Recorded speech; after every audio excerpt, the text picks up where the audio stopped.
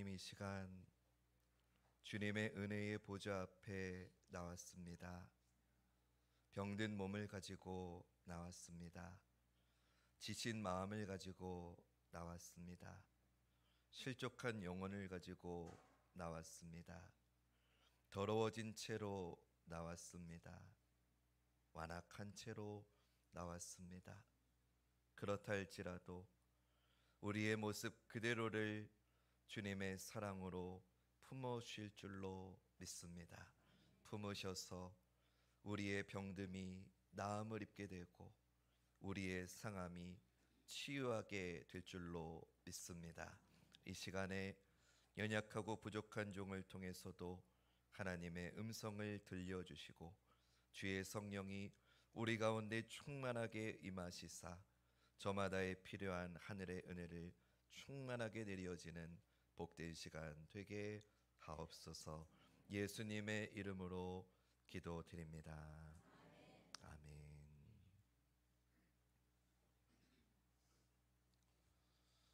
우리 박은영 권사님 해주신 이야기가 참 계속 마음에 울림이 됩니다. 부모님 살아계실 동안에, 할 수 있을 동안에 사랑한다고 많이 말해야 되겠습니다. 우리 인생이 참 짧은데, 우리 인간이 참 어리석은 것은 이 짧은 인생 살면서 사랑하는 건 당연한 거고 우리의 관심은 늘 원망하고 시기하고 질투하고 손가락질하고 그런 이들을 향해서 우리 인생의 중요한 시간을 너무나도 허비하는 것 같다는 생각을 하게 됩니다. 우리 인생이 힘든 이유가 무엇입니까? 여러 가지 있겠지만 그 중에 분명한 하나는 어느 때나 또 어디를 가나 나를 힘들게 하는 가시와 같은 존재가 꼭 있기 때문입니다. 그래서 우리는 이런 생각을 종종 하지요. 나를 괴롭히는 쟤만 없으면 학교 다닐만 할 텐데, 나를 못마땅해 하는 저 상사만 없으면 직장 생활 할 만할 텐데, 내 마음에 안 맞는 저 성도만 없으면 교회 평안할 텐데, 이런 생각이 누구에게나 있을 수 있습니다. 그러면 여러분, 지금 여러분이 떠올린 나를 힘들게 하는 그 사람이 없어지면 내 학교 생활이, 직장 생활이, 교회 생활이, 내 인생이 행복해질까요? 걸림돌이 없어지면 행복할까요? 오늘 저는 그것을 나누려고 합니다. 사무엘하 1장은 다윗에게 가시와 같은 존재였던 사울의 죽음의 소식으로 시작합니다. 사무엘하 1장 1절 말씀. 사울이 죽은 후에 다윗이 아말렉 사람을 쳐 죽이고 돌아와 다윗이 시글락에서 이틀을 머물더니. 너무나도 오랫동안 자신을 괴롭히고 죽이려고 한 다윗의 인생의 최대 걸림돌이었던 사울이 마침내 죽었습니다. 인간적으로 보면 알터니가 빠지는 기쁨이지 않겠습니까? 그런데 우리의 생각과는 다르게 다윗은 전혀 기뻐하지 않습니다. 즐거워하지 않습니다. 안도하는 모습조차도 보이지 않습니다. 오늘 본문 11절 12절 말씀. 이에 다윗이 자기 옷을 잡아 찢음에 함께 있는 모든 사람도 그리하고 사울과 그의 아들 요나단과 여호와의 백성과 이스라엘 족속이 칼의 죽음으로 말미암아 저녁 때까지 슬퍼하여 울며 금식하니라.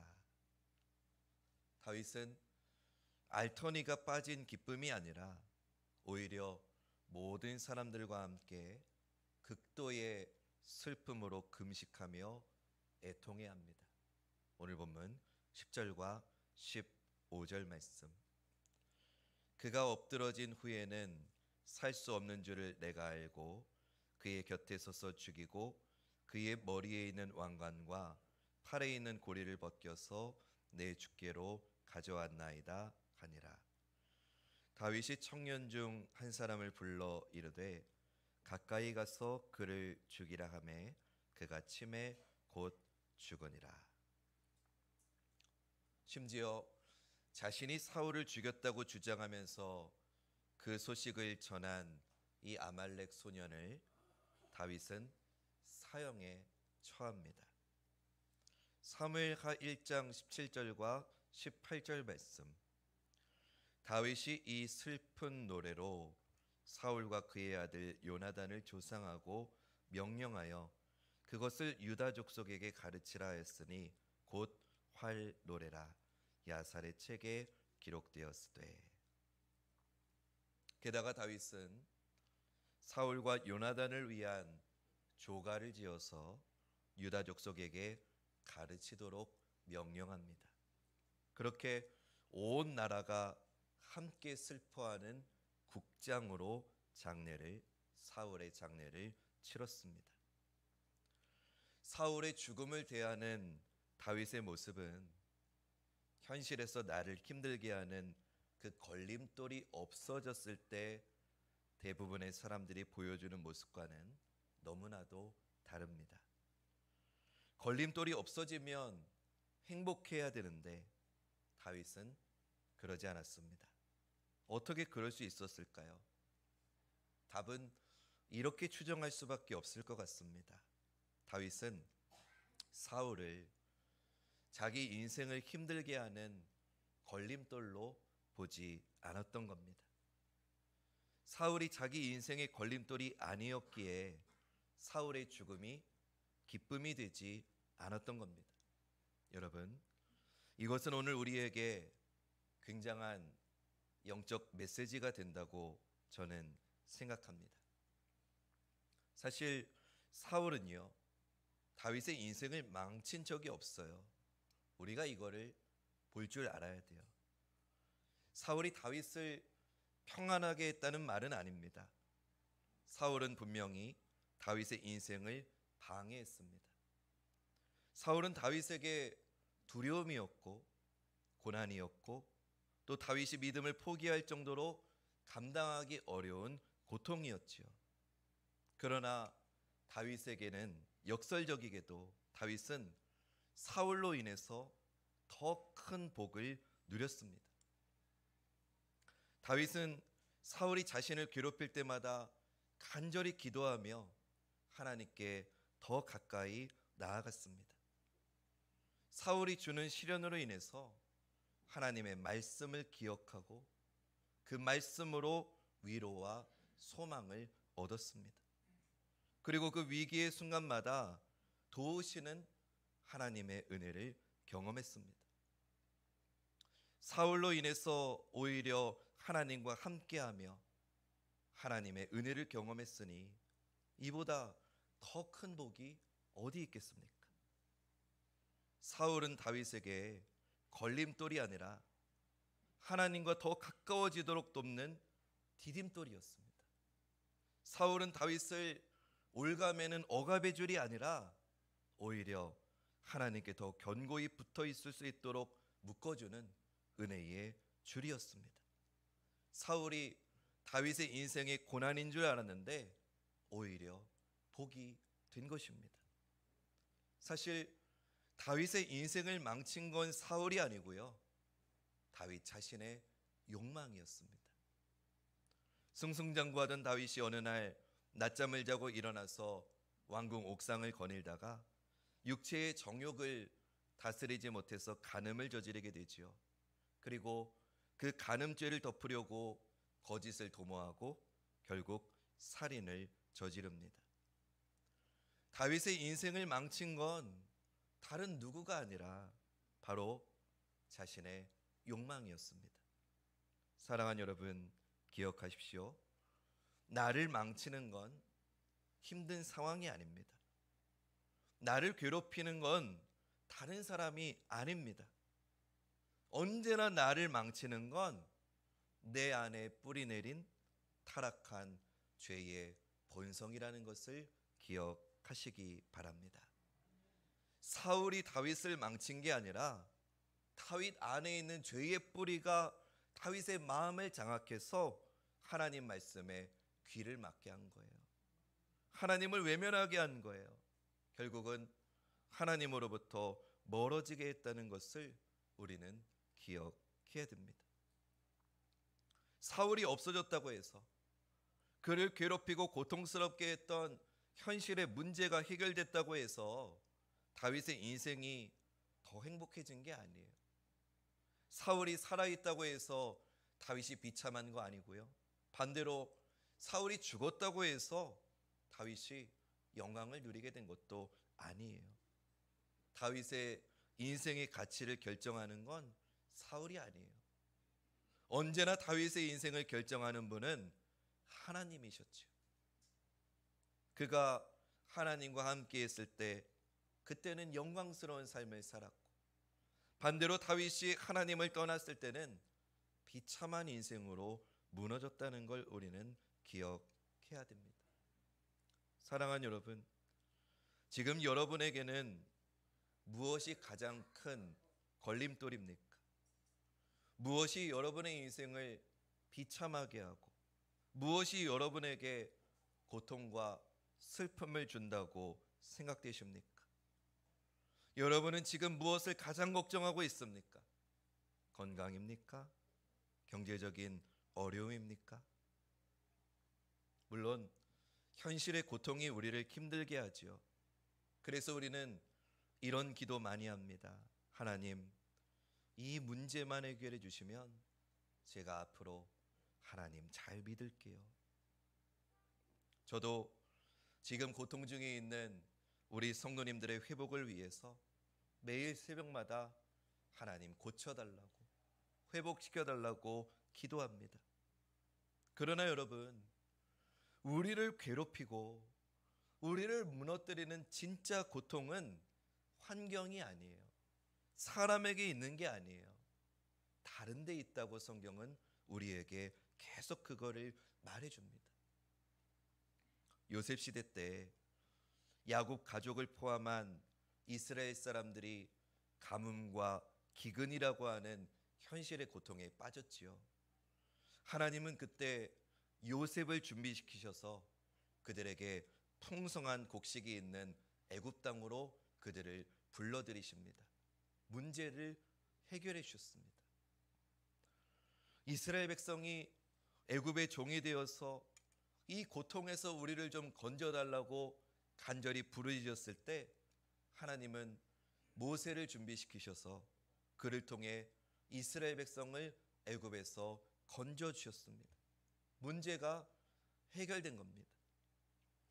애굽에서 나오는 길에 바로 왕의 마음이 바뀌어 가지고 뒤에서는 애굽 병거 부대가 뒤쫓아오고 앞으로는 홍해 바다가 앞을 가로막고 있을 때 그들이 하나님께 부르짖자 하나님께서 홍해를 갈라주시는 기적으로 그들을 살려 주셨습니다. 문제가 해결됐습니다. 광야에서 그들이 목이 마르다고 하면 하나님은 반석에서 샘물을 내주셨습니다. 그들이 배가 고프다고 하면 하늘에서 만나를 내려주셨습니다. 그들이 고기가 먹고 싶다고 하면 메추라기를 보내주셨습니다. 그들이 덥다고 하면 구름 기둥으로 그들을 가려주셨고 그들이 춥다고 하면 불기둥으로 그들을 따뜻하게 도와주셨습니다. 하나님이 그들의 모든 현실의 고통과 문제들, 현실의 필요를 하나님이 다 해결해 주신 겁니다. 그 다음 질문은 이겁니다. 그래서 하나님이 문제를 다 해결해 주셨더니 이스라엘 백성들의 믿음이 좋아졌습니까? 문제가 해결되자 그들이 더 경건해지고 그들이 더 하나님을 사랑하고 그들이 거룩한 삶을 살아갔습니까? 그들이 정말 문제가 해결됐다고 해서 제사장 나라로 거룩한 변화를 일으켰습니까? 문제가 해결됐다고 해서 그들의 영성이 깊어졌습니까? 그들이 하나님의 백성으로 하나님 말씀에 순종했습니까? 성경은 아니라고 말합니다. 그런 일은 일어나지 않았습니다. 문제가 해결되었어도 그들은 제자리였습니다. 현실적인 어려움과 필요를 하나님께서 아무리 해결해 주셔도 그런 것으로는 그들이 변화되지 않았습니다. 문제가 해결되어도 끊임없이 그들은 범죄했고 또다시 이것 달라 저것 달라고 요구를 반복할 뿐이었죠. 여러분, 이 이스라엘 백성의 모습을 성경은 왜 계속 보여주는 걸까요? 바로 이것이 오늘 우리의 모습이기 때문입니다. 현실 문제가 해결된다고 해서 우리의 모든 문제가 해결되고 우리 인생이 참된 행복을 누리는 게 아니기 때문입니다. 내 간절한 기도에 응답을 받았다고 해서 놀라운 변화를 경험하는 것도 아니기 때문입니다. 우리는요, 인생을 살아가는 한 현실의 어려움과 고통이 잠깐 사라질 수는 있어도 우리가 호흡하는 날 동안은, 우리가 사는 날 동안에는 문제는 또다시 나타나게 되어 있습니다. 일시적으로 사라질 뿐입니다. 여러분, 문제가 없길 바라십니까? 제가 문제 없는 곳을 알려드릴 테니까 원하시는 분은 거기 한번 가보세요. 현충원 가보세요. 공동묘지 가보세요. 거기 문제 없어요. 거기는 뭐 내 땅을 왜 침범했느니, 뭐 내 먹거리를 왜 뺏어갔느니, 그런 거 없어요. 문제가 없으려면은요, 우리 인생이 끝나는 그날이 문제가 없는 날이에요. 그러니 현실의 고통이 우리가 겪는 고통의 본질이 아니라는 거예요. 현실의 어려움이 지금 내 인생을 망치는 게 아니라는 거예요. 우리 고통의 근본은, 우리를 정말로 무너뜨리는 것은요, 우리 한번 따라해 봅시다. 우리의 죄. 우리의 죄 때문인 거예요. 하나님, 이 문제만 해결해 주시면 제가 앞으로 정말 하나님 잘 믿을게요. 정말 죄송한 말씀이지만 그 문제가 해결돼도 절대로 하나님 잘 믿는 일 없습니다. 현실 문제 해결하고 영적인 성장은 아무런 상관이 없습니다. 여러분, 우리가 부자가 되면 우리 믿음이 자라고 영혼이 성숙할까요? 우리가 20대 때처럼 다시 건강해지면 하나님을 더 사랑하게 될까요? 죄송하지만 절대 그런 일 없습니다. 문제가 해결되면 우리는 이스라엘 백성들처럼 또 다른 우상을 찾아 떠나는 게 우리입니다. 우리 육체가 강건해지면 예배의 자리로 나오는 게 아니라 놀러 가기 바쁜 게 우리의 실존입니다. 이게 우리의 죄인된 현실입니다. 죄가 여전히 우리 안에 도사리고 있기 때문에 우리는 하나님보다 세상을 더 사랑하는 거고요. 하나님의 말씀과 뜻에는 전혀 귀가 기울여지지 않는 겁니다. 하나님의 뜻보다는 내 마음대로 살아가는 모습을 좀 보라고 성경은 이스라엘 백성들의 모습을 계속해서 보여주는 것입니다. 이스라엘처럼 하나님 앞에 수없이 이것저것 달라고 요구는 하지만 하나님의 말씀을 새기는 일은 없고 그 말씀에 순종하는 일이 일어나지 않는데 그게 무슨 해결책이 되겠습니까? 그런 인생이 어떻게 복된 인생이라고 할 수 있겠습니까? 사랑하는 여러분, 이제 우리는 문제의 본질을 알았습니다. 죄가 진짜 문제라는 것. 그렇기 때문에 이 죄의 문제를 해결하는 게 우리 인생을 진짜 복되게 하고 우리 인생을 정말 영광스럽게 변화시키는 참된 해결책은 죄의 문제를 해결하는 데 있다는 걸 우리는 알았습니다. 그러면 이 죄를 어떻게 해결할 수 있을까? 우리는 이미 답도 알고 있습니다. 오직 예수 그리스도의 복음만이 죄의 문제를 이길 수 있는 줄로 믿습니다. 죄의 문제는요, 오직 예수 그리스도의 십자가만이 해결할 수 있습니다. 우리 믿음으로 앞에 화면 보시며 여러분의 목소리로, 여러분의 영혼으로 이 믿음으로 선포합시다. 시작.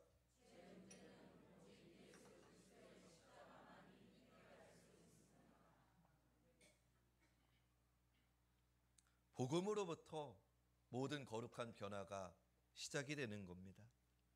복음으로부터 모든 은혜와 기쁨이 나오는 겁니다. 그 예수 그리스도의 복음으로 말미암아 우리가 하나님께 나아갈 수 있는 것이고, 복음으로 말미암아 우리가 하나님의 자녀가 되는 권세를 누리는 것이고, 복음으로 말미암아 성령 충만해서 죄를 이길 수 있는 것이고, 복음으로 말미암아 성령의 약속된 모든 은혜와 복을 누리게 되는 줄로 믿습니다. 이제 우리의 진짜 문제, 진짜 고통이 죄라는 걸 우리가 알았습니다. 그리고 그 죄의 문제는 예수 그리스도의 복음만이 해결할 수 있다는 것도, 그 해결책도 우리가 알았습니다. 그러면 이제 무엇이 남은 겁니까? 우리는 이 복음을 가지고 우리의 현실을 살아내야 됩니다. 복음의 영광과 능력으로 내 현실을 살아내야 됩니다. 복음의 능력으로 사는 삶이 무엇입니까? 하나님을 즐거워하고 하나님 말씀 안에 거하고 하나님의 영광을 위해서 살아가는 것, 그것이 복음의 능력으로 사는 것입니다. 오늘 본문에 다윗이 그렇게 살았지요. 그저 현실의 문제 해결을 자신의 기쁨으로 삼지 않았습니다. 인생의 목적으로 삼지 않았습니다. 그래서 그는 하나님께서 세우신 이 사울 왕을 자기가 죽였다고 주장하는 이 아말렉 소년을 심판한 것이지요. 이 소년은 지금 거짓말을 하고 있는 겁니다. 사울은 자기 스스로 목숨을 끊었어요. 사무엘상 31장 4절 말씀에 그가 무기를 든 자에게 이르되 내 칼을 빼어 그것으로 나를 찌르라. 할례 받지 않은 자들이 와서 나를 찌르고 모욕할까 두려워하노라 하나 무기를 든 자가 심히 두려워하여 감히 행하지 아니하는지라. 이에 사울이 자기의 칼을 뽑아서 그 위에 엎드러지매. 사울은 스스로 죽었는데 이 소년은 지금 자기가 사울을 죽이고 사울의 왕관과 그의 모든 보물을 당신께 가져왔습니다라고 말하고 있는 거죠. 자기의 이익을 위해서. 이렇게 하면 다윗 왕이 나를 칭찬해주고 상과 부를 내릴 거라고 생각했겠지요. 그러나 다윗은 기쁘지 않았습니다. 왜입니까? 사울을 세우신 그 하나님, 자기의 인생을 여기까지 인도하신 그 하나님을 모욕하고 있는 것을 다윗은 결코 목도할 수 없었던 겁니다. 이게 다윗이 화가 난 이유입니다. 오늘 본문 16절 말씀 우리 함께 읽어볼까요? 시작. 다윗이 그에게 이르기를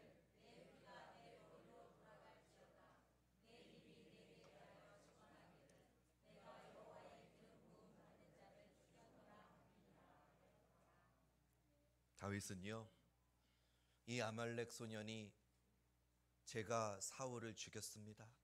당신의 원수, 당신의 걸림돌, 당신의 인생의 가시와 같은 이 사울을 내가 죽였습니다라고 하면 자기에게 이득이 올 줄 알았겠죠. 그러나 다윗은 그래 잘했다. 정말 네가 내 신복이다. 이제 내 세상이 왔다. 내가 너에게 한 자리 주겠다. 이러면서 자기의 왕자를 기뻐한 게 아니라 다윗은 언제나 하나님의 통치를 기뻐했습니다. 자기가 높임받는 걸 기뻐한 게 아니라 하나님의 이름이 모욕당하지 않는 것만을 그는 추구했습니다. 다윗은 그런 인생을 살았습니다. 그래서 그는 자기 만족이 아니라 하나님의 공의를 이룰 수 있었던 것이고, 자기 인생의 걸림돌처럼 보였던 사울이라 할지라도 하나님의 사랑으로 원수조차도 사랑할 수 있었던 것입니다. 사랑하는 여러분, 그렇기에 진짜 어려움은요, 우리에게 닥쳐온 현실의 문제가 아닙니다. 우리의 진짜 어려움은요, 하나님을 잃어버리는 것입니다. 하나님을 잊어버려서 죄 가운데 거하는 게 우리의 진짜 어려움입니다. 현실의 필요를 채우고 문제가 사라지는 게 해결책이 아니라 예수 그리스도의 복음 안에서 하나님을 찾는 것이 진짜 해결임을 믿는 이 시간 되시기를 간절히 축원합니다. 하나님께 나아가서 죄를 이기는 것을 거룩이라고 합니다. 다시 말씀드립니다. 하나님께 나아가서 죄를 이기는 것, 그래서 세상과 구별된 삶을 사는 것을 거룩이라고 합니다. 사랑하는 여러분, 우리는 거룩을 회복해야 합니다. 예수 그리스도의 십자가를 의지해서 구원받은 성도는 하나님과 함께하는 것, 하나님의 말씀 안에서 성령의 도우심으로 살아가는 거룩을 회복해야 됩니다. 저는 우리 관악중앙교회가 거룩한 교회가 되기를 간절히 소망합니다.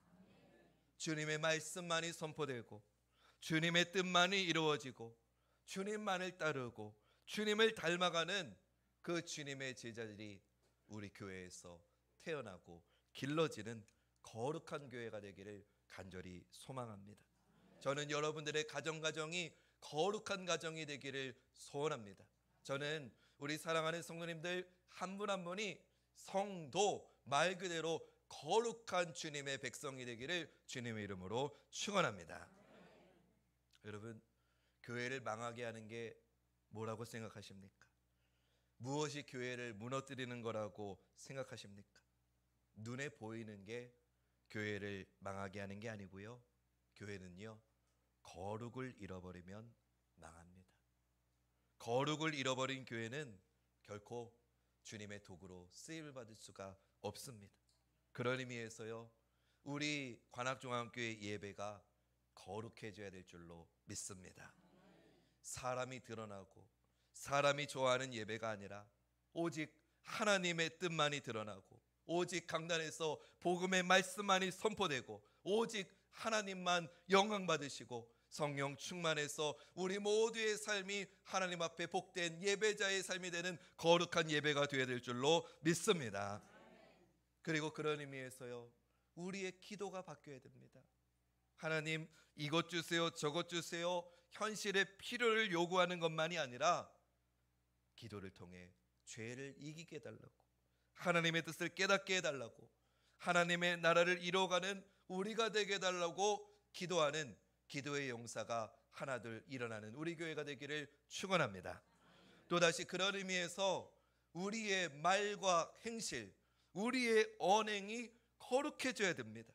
말과 행실로, 우리의 말로, 우리의 행실로 거룩하신 주님을 드러내는 삶을 살아야 됩니다. 사랑하는 여러분, 그러려면, 우리가 거룩하려면 이 시간 거룩하게 임재해 계신 그 주님을 바라보는 믿음의 눈이 열려야 될 줄로 믿습니다. 지금 이 자리에 임재하신 그 주님의 영광을 바라보고 내 삶으로 그 하나님을 찬양하며 나아가는 우리 사랑하는 관악중앙 모든 성도들 되시기를 주님의 이름으로 간절히 축원합니다.